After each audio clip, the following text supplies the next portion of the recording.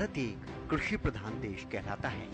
देश की ज्यादातर आबादी खेती किसानी पर ही निर्भर करती है। कुछ दशकों पहले तक किसान का जीवन बेहद कठिन और संघर्षपूर्ण था। उस समय का किसान केवल और केवल अपने और अपने परिवार के लिए कड़ी मेहनत के बाद भी 2 वक्त की रोटी का ही जुगाड़ कर पाता था। छोटे किसान का जीवन तो और भी ज्यादा संघर्षशील था।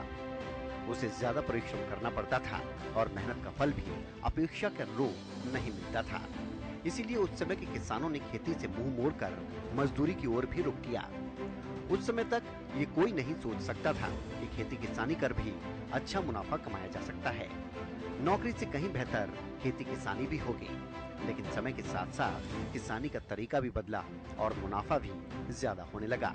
इसके कई कारण रहे, जिनमें समय के साथ साथ नई तकनीक और कृषि यंत्रों ने किसानों की जिंदगी को आसान बनाने का काम किया।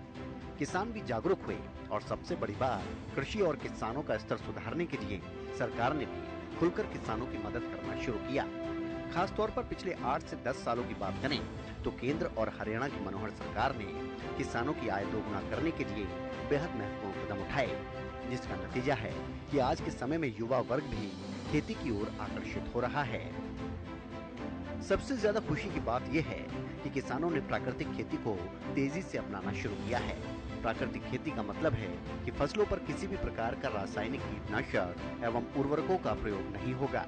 सिर्फ प्रकृति के दौरान निर्मित उर्वरक और अन्य पेड़ पौधों के पत्ते, खाद एवं जैविक कीटनाशक उपयोग में लाया जाता है। ये एक प्रकार से विविध प्रकार की कृषि प्रणाली है जो फसलों और जीव जंतुओं को साथ ही पेड़ों को भी एकीकृत करके रखती है। प्राकृतिक खेती कृषि की प्राचीन पद्धति है। ये भूमि के प्राकृतिक स्वरूप को बनाए रखती है। प्राकृतिक खेती में रासायनिक उर्वरकों और कीटनाशकों को बिल्कुल भी प्रयोग नहीं कर सकते, बल्कि प्रकृति में आसानी से उपलब्ध होने वाले प्राकृतिक तत्वों तथा जीवाणुओं के उपयोग से खेती की जाती है। ये पद्धति पर्यावरण के अनुकूल है तथा फसलों की लागत कम करने में कारगर है। प्राकृतिक खेती में जीवामृत, धन जीवामृत और बीजामृत का उपयोग पौधों को पोषक तत्व प्रदान करने के लिए किया जाता है। इसका उपयोग फसलों पर घोल के छिड़काव अथवा सिंचाई के पानी के साथ में किया जाता है। प्राकृतिक खेती में कीटनाशकों के रूप में नीमास्त्र, ब्रह्मास्त्र, अग्नेयास्त्र, सोडास्त्र, दशापटनी, नीम पेस्ट, गौमूत्र का इस्तेमाल किया जाता है। पिछले कई वर्षों से रासायनिक कीटनाशकों का प्रयोग फसलों पर करते आ रहे हैं, जिससे मिट्टी की उर्वरक शक्ति खत्म हो चुकी है एवं भूमि के प्राकृतिक स्वरूप में भी बदलाव हो रहे हैं, जो किसानों के लिए काफी नुकसानदायक है। रासायनिक कीटनाशकों के प्रयोग से जल प्रदूषण, वायु प्रदूषण, मृदा प्रदूषण प्रतिदिन बढ़ रहा है। किसान की फसल पैदावार कमाई का आधा हिस्सा रासायनिक उर्वरक और कीटनाशक खरीदने में चला जाता है, क्योंकि रासायनिक कीटनाशक काफी महंगे होते हैं। ऐसे में आज के समय में हजारों किसान प्राकृतिक खेती ही कर रहे हैं, साथ ही बड़ा और मोटा मुनाफा कमा रहे हैं।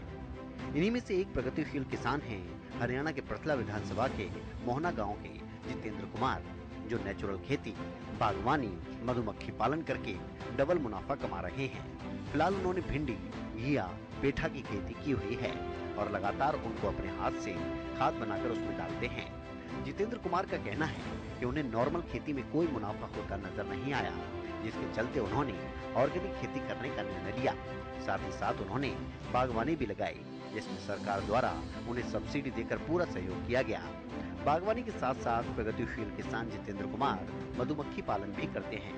उन्होंने बताया कि सरकार द्वारा मधुमक्खी पालन में भी अच्छी खासी सब्सिडी मिलती है और मुनाफा भी अच्छा कमा लेते हैं।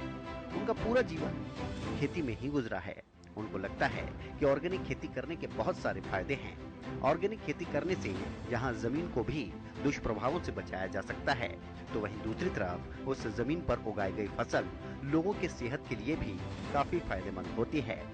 इसके अलावा उन्होंने बताया कि पहले उन्होंने मशरूम व अन्य खेती करके काफी पैसा कमाया था और आज भिंडी और घिया की फसल ऑर्गेनिक तरीके से वो कर रहे हैं।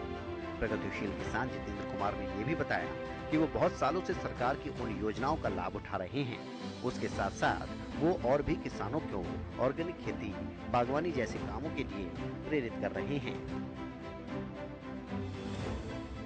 मैं हॉर्टिकल्चर क्रॉप में सीजनेबल सब्जी करता हूँ और नेचुरल फार्मिंग करता हूँ।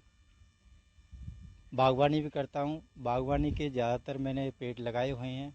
जैसे मेरे पास फ़िलहाल किन्नू है, नींबू है, अमरूद है और आपका आड़ू है। सेब के पेड़ भी मैंने लगाए हुए हैं।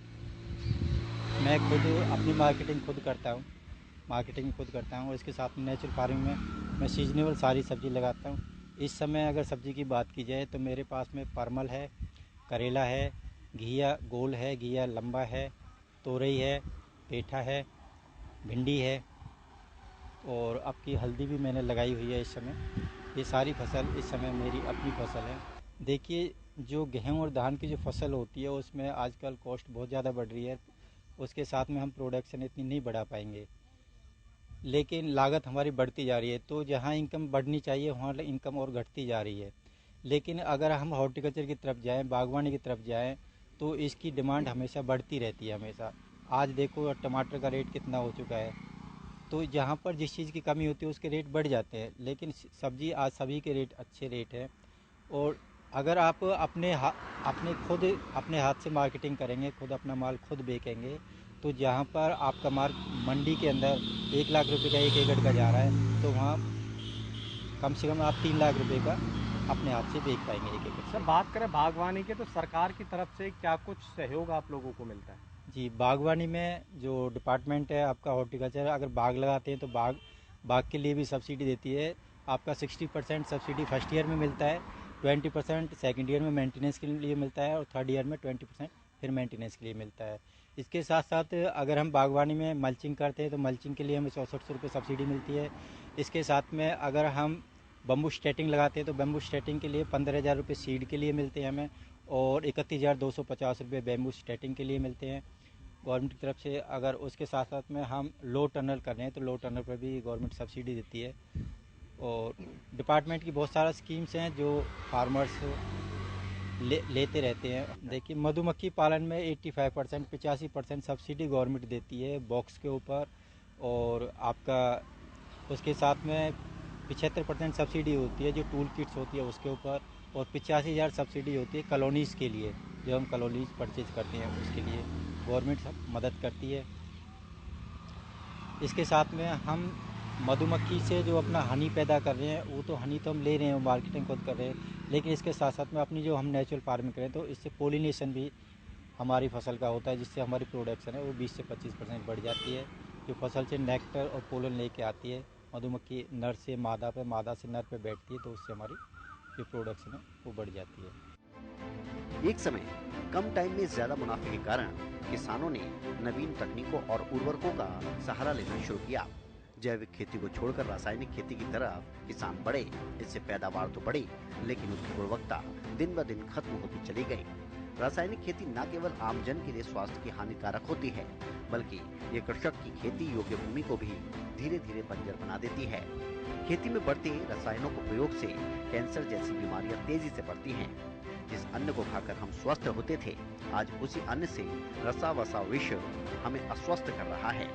अब किसान भी इस नुकसान को समझ रहे हैं और बड़ी तेजी से रासायनिक खेती को त्याग कर जैविक खेती को अपना रहे हैं। और साथ ही केंद्र की मोदी सरकार और हरियाणा की मनोहर सरकार ने किसानों को जागरूक करना भी शुरू किया।